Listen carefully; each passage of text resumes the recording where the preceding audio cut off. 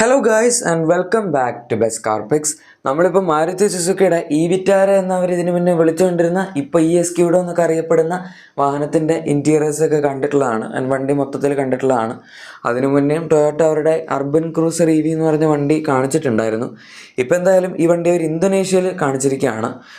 ഇന്തോനേഷ്യയിൽ കാണിച്ചിരിക്കുന്നുണ്ട് എന്നാണ് പ്രത്യേകത എന്ന് ചിലപ്പോൾ നിങ്ങൾ ആലോചിക്കുന്നുണ്ടാവായിരിക്കും. കാരണം നമ്മൾ ഇതുവരെ ഈ വാഹനത്തിൻ്റെ ലെഫ്റ്റ് ഹാൻഡ് ഡ്രൈവ് മോഡൽസാണ് കണ്ടിട്ടുള്ളത്. ഇപ്പോൾ എന്തായാലും റൈറ്റ് ഹാൻഡ് ഡ്രൈവ് മോഡലാണ് കാണാൻ പോകുന്നത്. ആൻഡ് ഏകദേശം ഇതേ സ്പെക്ക് വണ്ടി തന്നെയായിരിക്കും നമുക്കിവിടെ ഇന്ത്യയിലും കിട്ടാൻ പോകുന്നത്. ഈ വണ്ടി ഇപ്പം നോക്കുകയാണെങ്കിൽ അവർ ഇതിന് മുന്നേ കാണിച്ച പോലൊക്കെ തന്നെയുണ്ട്.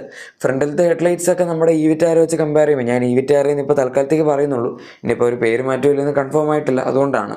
പിന്നെ ആൾക്കാർക്ക് മനസ്സിലാവാൻ എളുപ്പമായിരിക്കുമല്ലോ ഇത്രയും കാലം അവർ ഈ വിറ്റാര എന്നല്ല വിളിച്ചുകൊണ്ടിരുന്നത്. എനിവേ, ഈ വണ്ടിയുടെ ഫ്രണ്ട് നോക്കുന്ന സമയത്ത് നമ്മൾ ടൊയോട്ടയുടെ ഇപ്പോഴത്തെ വാഹനങ്ങളൊക്കെ കാണുന്ന പോലെ ആ ഒരു ടോപ്പ് പോർഷൻ്റെ താഴത്തേക്ക് എക്സ്റ്റെൻഡ് ചെയ്യുന്ന cutout, C shape cutout already DRLs കൊടുത്തിട്ടുണ്ട്. അതിൻ്റെ താഴെ നമ്മുടെ മെയിൻ ഹെഡ്ലൈറ്റ്സ് വരുന്നുണ്ട്. വളരെ സ്ലീക്കായിട്ടുള്ള ലൈറ്റ്സ് ഒന്നും അല്ല, കുറച്ച് വലുപ്പമുണ്ട്. പിന്നെ ഇത് EV ആയതുകൊണ്ട് അങ്ങനെ പ്രത്യേകിച്ച് വലിയ ഗ്രില്ലോ കാര്യങ്ങളൊന്നും കൊടുത്തിട്ടില്ല. താഴത്തെ ചെറിയൊരു എയർ ഡാം പോലത്തെ സംഭവമുണ്ട്. പിന്നെ ഫോഗ് ലാംപ്സും സംഭവങ്ങളൊന്നും തന്നെ ഇതിനകത്ത് കൊടുത്തിട്ടില്ല. ഇനി ഡയമെൻഷൻസ്, പുറത്ത് വരുന്ന വണ്ടിക്ക് 4.3 മീറ്റേഴ്സിന് ജസ്റ്റ് താഴെയായിട്ടാണ് ലെങ്ത് നിൽക്കുന്നത്. അതായത് 4285 മില്ലിമീറ്റേഴ്സാണ്. വിഡ്ത്ത് 1800 മില്ലിമീറ്റേഴ്സാണ്. വീൽ ബേസ് 2700 മില്ലിമീറ്റേഴ്സാണ്. അത് പറഞ്ഞു വരുമ്പോൾ വലിയ കുഴപ്പമില്ല. പക്ഷേ നമ്മളിപ്പോൾ ക്രെറ്റ EV ഒക്കെ വെച്ച് കമ്പയർ ചെയ്യണോ, ഓർ ഈവൻ കർവ് EV ആണെങ്കിൽ പോലും അതിനേക്കാളൊക്കെ സൈസ് കുറച്ച് കുറവാണ്. പക്ഷേ കാണുമ്പോൾ നമുക്കങ്ങനെ വല്ലാതെ സൈസ് കുറവ് പോലെ തോന്നുന്നില്ല. ലെങ്ത് ഒരിത്തിരി കുറവാണെന്ന് ചിലപ്പോൾ തോന്നും. എന്തായാലും ബാക്കി നമ്മുടെ റിയർ ഡോർ ഹാൻഡിലൊക്കെ C-പില്ലർ മൗണ്ടഡാണ്. ആൻഡ് അലോയ്സിൻ്റെ ഡിസൈനും കാണാൻ വലിയ കുഴപ്പമില്ല. EV സെൻട്രിക് ഡിസൈൻ തന്നെയാണ്, പക്ഷേ അത്ര ബോറല്ല. ഇതിൻ്റെ അകത്ത് നമുക്ക് 18 and 19 ഇഞ്ച് അലോയ്സിൻ്റെ ഓപ്ഷൻ അവൈലബിൾ ആണ്. ഇനി റിയർ ഡിസൈനിലേക്ക് വരികയാണെങ്കിൽ ഇവിടെ നമ്മൾ കറക്റ്റ് എന്താണോ ഈ വിറ്റാരിൽ കണ്ട അത് തന്നെയാണ് ഈ വണ്ടിയിലുള്ളത്. മിക്കവാറൊക്കെ ഇവരുടെ വണ്ടികൾ അങ്ങനെയാണ്. ഫ്രണ്ടിൽ എന്തെങ്കിലുമൊക്കെ കുറച്ച് വ്യത്യാസം ഡ്രൈവർ കൊടുക്കും, പക്ഷേ ബാക്കിലേക്ക് വരുമ്പോഴേക്കും സെയിം എന്താണോ സുസുക്കി ഉണ്ടാക്കി വെച്ചേക്കുന്നത് അത് തന്നെയായിരിക്കും. കണക്റ്റഡ് ടെയിൽ ലാംപ്സ് കിട്ടുന്നുണ്ട്. ഇതിൻ്റെ അകത്ത് ആകെ വ്യത്യാസം വരുന്ന ടെയിൽ ലാംപ്സിൻ്റെ അകത്ത് വരുന്ന എലമെൻസിലാണ്. മറ്റേതിനകത്ത് 3 ഡിജിറ്റൽ, അതായത് 3 പാറ്റേൺ പോലത്തെ ലൈറ്റ്സ് അങ്ങനത്തെ സാധനങ്ങളൊക്കെയാണല്ലോ. സുസുക്കിയുടെ ടൈപ്പ് ഡിസൈനാണ് വരുന്നത്. ഇതിൽ പക്ഷേ ടൊയോട്ടയുടെ ടൈപ്പ് നമ്മളിപ്പോൾ ഹൈ റൈഡറിലൊക്കെ കാണുന്ന പോലെ സിംഗിൾ ലൈറ്റൊക്കെയാണ് വരുന്നത്. കണക്റ്റഡ് ടൈൽ ലൈറ്റ്സ് ഉണ്ട്. പിന്നെ ബാക്കിലത്തെ ബമ്പറിൻ്റെ ഡിസൈനിൽ ചെറിയ കുറച്ച് വ്യത്യാസങ്ങളൊക്കെ ഉണ്ട്. അതൊക്കെ ഉള്ളൂ. അല്ലാണ്ട് ബാക്കി സ്പോയിലറിൻ്റെ ഡിസൈൻ ആയിക്കോട്ടെ, പിന്നെ ബാക്കി മൊത്തത്തിലുള്ള പ്രൊപ്പോർഷൻസ്, എല്ലാ കാര്യങ്ങളും എക്സാക്ട്ലി സെയിം ആണ്. അങ്ങനെ പ്രത്യേകിച്ച് വ്യത്യാസമൊന്നും പറയാനില്ല. ഇനി ഇൻറ്റീരിയർ, അതാണല്ലോ മെയിൻ സാധനം. ഇത്രയും കാലം നമ്മൾ ലെഫ്റ്റ് ഹാൻഡ് ഡ്രൈവ് വണ്ടിയുടെ ഇൻറ്റീരിയർ കണ്ടിട്ടാണ് പറഞ്ഞുകൊണ്ടിരുന്നത്. Left hand drive and right hand drive തമ്മിൽ കമ്പയർ ചെയ്യുമ്പോൾ അങ്ങനെ വലിയ വ്യത്യാസമൊന്നുമില്ല. ജസ്റ്റ് ഇത് റൈറ്റിലേക്ക് വന്നു എന്നുള്ളൊരു ചെറിയ വ്യത്യാസം മാത്രമേ ഉള്ളൂ. നമുക്ക് കാണുമ്പം ഇത് ലെഫ്റ്റ് ഹാൻഡ് ഡ്രൈവ് ആണല്ലോ, ഇത് ഇന്ത്യയിൽ വരില്ലല്ലോ എന്ന് തോന്നും എന്ന് മാത്രം. എന്തായാലും ഇതാണ് റൈറ്റ് ഹാൻഡ് ഡ്രൈവ് ഇൻറ്റീരിയേഴ്സ്. അത് നിങ്ങൾക്കിപ്പോൾ നല്ല ഡീറ്റെയിൽ ആയിട്ട് കാണാം. ഈ വണ്ടിയുടെ കളർ തീമിലൊക്കെ വ്യത്യാസമുണ്ട്. നമുക്കിവിടെ ആദ്യം കാണിച്ചപ്പോൾ മൊത്തം ബ്ലാക്ക് ആയിരുന്നു വണ്ടി, പക്ഷേ ഈ വിറ്റാറിൽ ഈ same colour theme brown and ബ്ലാക്കിൻ്റെ കോമ്പിനേഷനാണ് വരുന്നത്. ഇന്തോനേഷ്യയിൽ കാണിച്ചിരിക്കുന്ന വണ്ടിയും ഈ ഒരു കളർ കോമ്പിനേഷനിൽ തന്നെയാണ് അവർ കൊടുത്തിരിക്കുന്നത്.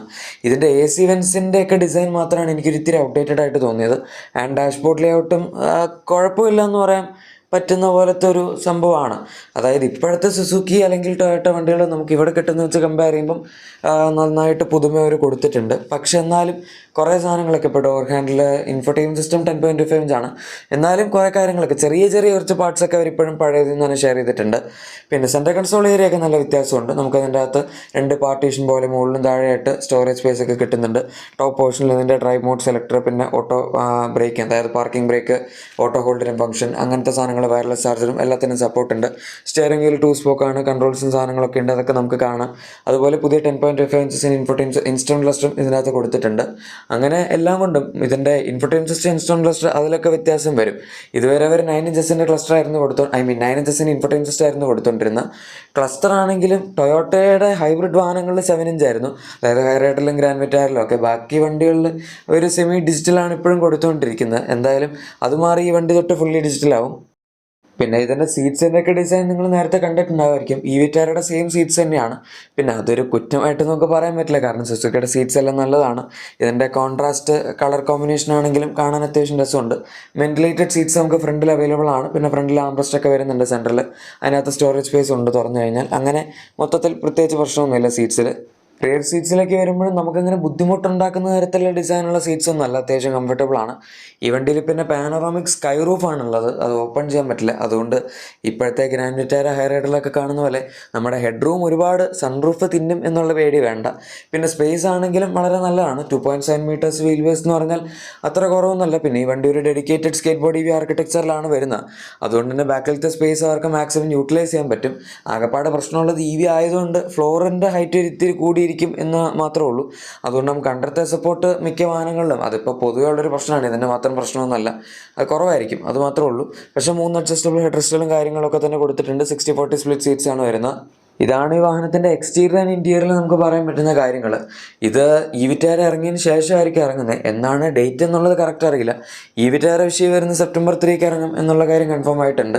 മിക്കവാറും ഈ വർഷം തീരുന്നതിന് മുന്നേ തന്നെ ടൊയോട്ട ഈ വണ്ടി ഇറക്കുമായിരിക്കും. കാരണം ഇപ്പോൾ ഹൈ റൈഡർ അവർ ആദ്യം കാണിച്ചു, അതിന് ശേഷം പിന്നെ ഗ്രാൻഡ് വിറ്റാര ഇറക്കി 1 മാസം കൊണ്ട് തന്നെ ഹൈ റൈഡർ ഇറങ്ങിയായിരുന്നു. ഈ 2 വണ്ടികൾ ഏകദേശം അതുപോലെയൊക്കെ തന്നെയാണ്. രണ്ടുപേരും കൂടെ കോ ഡെവലപ്പ് ചെയ്തിട്ടുള്ള വണ്ടികളാണ്.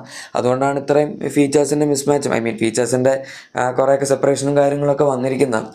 ഫ്രണ്ടിലെ ഡിസൈനിലും അത്യാവശ്യം നല്ല വ്യത്യാസം ഉണ്ടല്ലോ. അല്ലാണ്ട് ജസ്റ്റ് എടുത്ത് റീബാഡ് ചെയ്യുകയാണെങ്കിൽ ഇത്രയൊന്നും വ്യത്യാസം അവർ വരുത്താൻ പോകാറില്ല. ഇനി മെക്കാനിക്കൽ ചേഞ്ചസിലേക്ക് വരികയാണെങ്കിൽ ഈ വിറ്റാരയിൽ എന്താണോ ഉള്ളത് അത് തന്നെയാണ് ഈ വാഹനത്തിലുള്ളത്. ഇനി ഇൻ കേസ് നിങ്ങൾക്ക് അറിയില്ല എങ്കിൽ 49 kWh ബാറ്ററി പാക്കും 61 kWh ബാറ്ററി പാക്കുമാണ് ഈ വാഹനത്തിൽ വരുന്നത്. ഫ്രണ്ട് വീൽ ഡ്രൈവ് കൺഫിഗറേഷനാണ് നമുക്ക് മെയിനായിട്ട് കിട്ടുന്നത്, റിയർ വീൽ ഡ്രൈവ് അല്ല. വേണമെങ്കിൽ റിയർ വീൽ ഡ്രൈവ് ആക്കാമായിരുന്നു, പക്ഷേ ക്രെറ്റ EV അതുപോലെ നമ്മുടെ കർവ് EV ഒക്കെ ഫ്രണ്ട് വീൽ ഡ്രൈവ് ആണ്, അതുകൊണ്ട് കുറ്റം പറയാൻ പറ്റില്ല. ആകെപ്പാടെ ഹാരിയർ EVയും പിന്നെ B6 XEV9 അതൊക്കെയാണ് നമുക്ക് ഈ പ്രൈസ് പോയിന്റിൽ ഇപ്പോൾ റിയർ വീൽ ഡ്രൈവ് കിട്ടുന്നത്. പിന്നെ MG Comet ഉണ്ട്, അത് റിയർ വീൽ ഡ്രൈവാണ്, അതുകൊണ്ട് വലിയ കാര്യമൊന്നുമില്ല. എന്തായാലും റേഞ്ചൊക്കെ ആണെങ്കിൽ പോലും ഇതിൻ്റെ അകത്ത് 49 kWh ആണെങ്കിൽ നമുക്ക് ഏകദേശം ഒരു 300 അടുത്തൊക്കെ പ്രതീക്ഷിച്ചാൽ മതി. 61 kWh ആണെങ്കിൽ 400+ ആയിരിക്കും നമുക്ക് ഏകദേശം കിട്ടുന്നത്. ഇനി അത് പുറമെ ഇതിൻ്റെ പവർ ഫിഗേഴ്സ് നോക്കുകയാണെങ്കിൽ 142 bhp ആണ് 49 kWh ബാറ്ററി പാക്കിൻ്റെ പവർ വരുന്നത്. 61 kWh ആണെന്നുണ്ടെങ്കിൽ 172 bhp വരെ വരുന്നുണ്ട്. പക്ഷേ 182 bhp ആണ് ഓൾ വീൽ ഡ്രൈവ് മോഡൽ എടുക്കുകയാണെങ്കിൽ അതിൻ്റെ പവർ കിട്ടുന്നത്.